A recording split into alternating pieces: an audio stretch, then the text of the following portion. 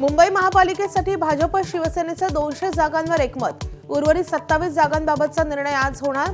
शिवसेनेसोबतच्या बैठकीनंतर अमित साटम यांची माहिती। ठाण्यात युतीबाबत अद्यापही तळ्यात मळ्यात। शिवसेनेनं प्रतिसाद न दिल्यास भाजपची स्वबळावर लढण्याची भूमिका। भाजपकडून एका दिवसाची शेवटची डेडलाईन।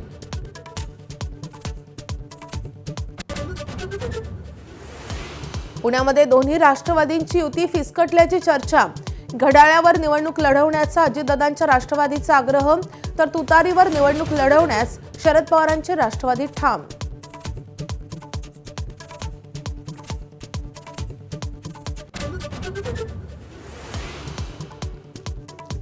मुंबई महापालिका निवडणुकीच्या पार्श्वभूमीवर मनसेकडून एबी फॉर्म वाटप करण्यास आजपासून सुरुवात होणार।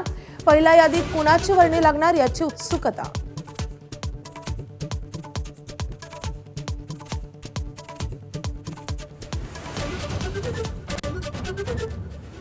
सोलापुरात निष्ठावंतांना तिकीट न मिळाल्यास ते ज्या पक्षात जाणार त्यांचा प्रचार करणार। भाजप आमदार सुभाष देशमुख यांचं वक्तव्य।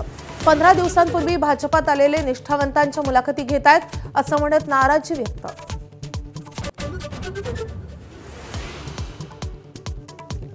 ऐन निवडणुकीच्या धामधुमीत अजित पवार एकटेच रवाना। संरक्षण ताफा मागे ठेवून दादा अज्ञातस्थळी।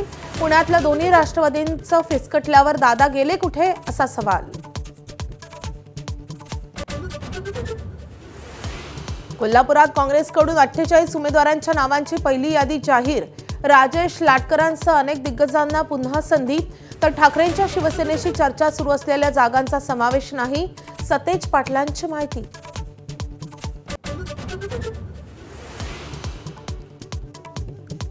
संभाजीनगर महापालिका निवडणुकीसाठी उमेदवारी अर्ज भरायला मोजावे लागतायत लाख रुपये।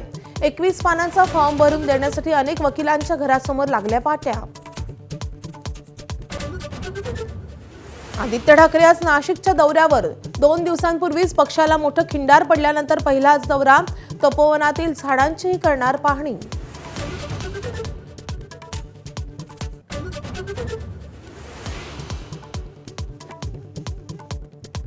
उत्तर प्रदेशात जवळपास 3 कोटी मतदारांची नावं वगळली। 84 लाख बेपत्ता, तर 1.25 कोटी परराज्यात गेले। 23 लाख मतदार डुप्लिकेट। बॉलिवूडचा दबंग सलमान खानचा 60वा वाढदिवस साजरा। पनवेल येथील फार्म हाऊसवर शुभेच्छा देण्यासाठी कलाकारांची मांदियाळी। माजी कर्णधार महेंद्रसिंग धोनीनंही दिल्या शुभेच्छा।